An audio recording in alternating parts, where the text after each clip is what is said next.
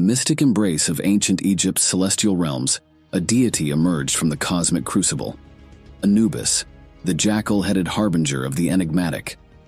Born amidst the swirling sands of primordial chaos, his origins echo through the corridors of time like whispers in the wind. Nephthys, the sister of Isis and wife of Set, became enamored with her brother Osiris. In an attempt to conceal her affair, she transformed herself to resemble Isis and seduced Osiris. This union resulted in the birth of Anubis. When Isis discovered the truth about Anubis's parentage, she was understandably distressed. However, instead of harboring resentment, Isis extended her compassion to Nephthys. Nephthys, feeling remorse and fearing Set's wrath, asked Isis for help. Together, they concealed the infant Anubis in the marshes, keeping him hidden from Set's knowledge. Isis, renowned for her maternal instincts, cared for Anubis as her own. This ultimately led to Anubis becoming a faithful follower of both Isis and Osiris. Anubis, the bastard son of Osiris and Nephthys, entered existence cloaked in sleek obsidian fur, a manifestation of the jackal's cunning and the somber shroud of the afterlife. Anubis stood as a majestic figure, his silhouette against the burning sunsets and the quiet whispers of the desert winds. His eyes, like twin orbs gleaming like the midnight heavens, cradled the weight of the cosmos and the secrets veiled within the netherworld. Adorned in regal vestments, Anubis bore the insignia of a guardian, a sentinel of the souls navigating the cosmic labyrinth between mortality and the great beyond. His essence embodied the essence of duality, a liminal figure stationed at the crossroads of life and death, chaos and order. Anubis, the beckoner, invited mortals to step boldly through the veil that separates the earthly realm from the eternal mysteries of the afterlife. Anubis emerged not merely as a deity, but as the living embodiment of transition and transcendence, a celestial guide leading the way through the nebulous realms that connect our mortal existence to the vast, eternal beyond. Anubis assumed a role that transcended the mere pages of mythology. He became the divine conductor, orchestrating the symphony of souls as they ventured between the realms of mortality and Duat, the underworld. As the god of the dead, Anubis bore the solemn duty of guiding departed spirits through the intricate labyrinth of the afterlife towards the Hall of Truth, where their souls would be judged by Osiris himself. His purpose was no mere celestial formality. Anubis emerged as the custodian of the afterlife, a stalwart defender of Mahat, the very essence of cosmic order woven into the universe itself. The weight of his responsibility matched the gravity of the realms he traversed, ensuring that the delicate balance of existence remained undisturbed. In the moonlit silence that draped the Egyptian landscape, Anubis assumed the role of a vigilant guardian, a sentinel standing watch over the sacred necropolises that marked the earthly passage to eternity. Tombs, the hallowed vessels cradling the remnants of mortal beings, transformed into sacred grounds under the unwavering gaze of the jackal-headed deity. With ears poised like vigilant sentinels, Anubis guarded against the whispers of malevolent forces, seeking to disrupt the sanctity of these resting places, protecting against grave robbers and those who wished to disturb the dead. His very presence radiated reassurance to the living, knowing that their departed kin found safe haven, and to the departed, whose souls echoed through the corridors of the afterlife under his watchful eyes. In the shadow of Anubis's vigilant guardianship, the promise of safe passage reverberated through the eons, an eternal vow that transcended the boundaries between life and death. The guardian god, with eyes gleaming like cosmic beacons, stood as a steadfast defender of the cosmic tapestry, ensuring that the delicate threads of existence remained intact against the ceaseless march of time. In the dim twilight between life and eternity, Anubis, the custodian of death's cryptic mysteries, stood as the orchestrator of rituals that bridged the earthly and divine realms. The funerary rites, wrapped in layers of symbolism and tradition, bore the indelible mark of Anubis's guiding influence. At the threshold of mortality, he wielded his authority, orchestrating the seamless passage of souls to the Duat, the sacred realm of the departed. Under Anubis's watchful eye, death ceased to be a conclusive end. It transformed into a profound transition, a journey guided by the deity himself through the hallowed gates of the afterlife.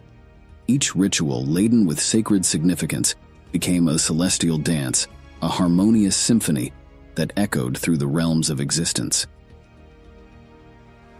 Anubis's influence reached its zenith, giving birth to the sacred art of mummification. This intricate process, a marriage of science and spirituality, became a homage to the enduring journey of the soul. Anubis, with hands skilled and eyes unwavering, guided the embalmers through each sacred step, ensuring that the earthly vessel would stand as an eternal testament to the existence of the departed soul. Mummification, a profound alchemy of preservation, bore the unmistakable mark of Anubis's wisdom and reverence for the cyclical dance of life and death. The rituals, imbued with the deity's sacred touch, transformed the departed into timeless echoes, forever traversing the cosmic realms under Anubis's vigilant gaze.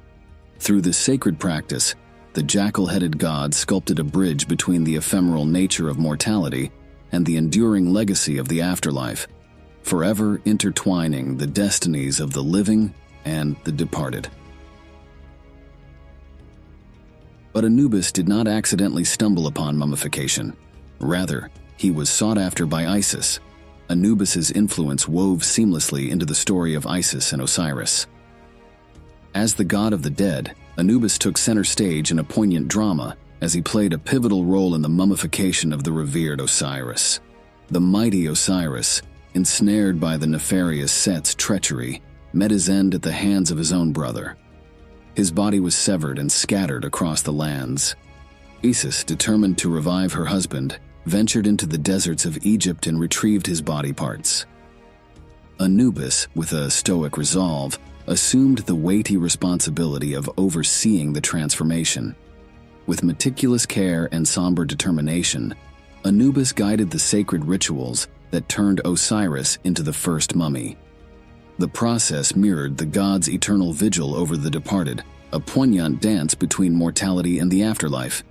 This tale echoed through the corridors of time, a profound demonstration to Anubis's unwavering commitment.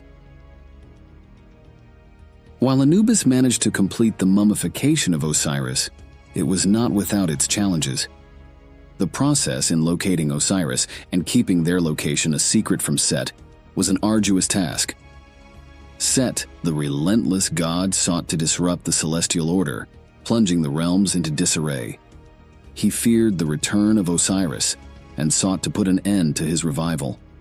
Anubis, resolute and fierce, emerged as the defender of the sanctity of the afterlife. He protected Isis and Osiris, constantly challenging Set's authority. Battles between the jackal-headed guardian and the chaotic god unfolded in cosmic clashes, each echoing through the celestial expanse. Anubis, undaunted by Set, stood firm in the face of adversity. His indomitable spirit became a beacon of order, a guardian embodying the eternal struggle between life and death. Anubis's battles with Set became a symphony of cosmic forces, an enduring testament to the god's unwavering commitment to uphold the sanctity of the afterlife. Through the eons, the clash between Anubis and Set echoed, a timeless narrative etched into the annals of Egyptian mythology. In the halls of the afterlife, Anubis's divine duty culminated in the grandeur of the weighing of the heart ceremony. As the deceased souls stood at the entrance of the underworld, Anubis guided them towards the Hall of Truth where their ultimate judgment would take place. The soul was guided to the divine tribunal, consisting of Osiris, Thoth, Mahat, the 42 judges, and Anubis himself. The soul would first have to recite the 42 negative confessions, declaring that they lived a life according to the laws of Mahat. The heart, a vessel of the soul's essence, would then be placed delicately on one side of the scales, while the feather of Mahat rested on the other. With eyes discerning as the constellations, Anubis observed the cosmic scales, where the fate of souls hung in the balance. The ceremony held the very key to one's destiny, eternal bliss or the shadows of oblivion, a verdict intricately tied to one's earthly deeds. Anubis, the arbiter of righteousness, presided over this sacred spectacle, where the echoes of mortal lives resonated through the celestial halls. A balanced scale would signify a righteous soul, and they would be guided by Anubis to the field of reeds, a paradise where they could live on for eternity, while an imbalanced scale would seal the fate of the soul. Their heart would be fed to Ammit, the devourer, resulting in a restless soul, forever tied to Duat, the underworld. In the cosmic ballet where gods and destiny twirled, Anubis's influence transcended the realms of the dead. To touch the healing embrace of the Eye of Horus, this divine eye, wounded in the cosmic clash between Horus and Set, found solace and restoration under Anubis's watchful gaze.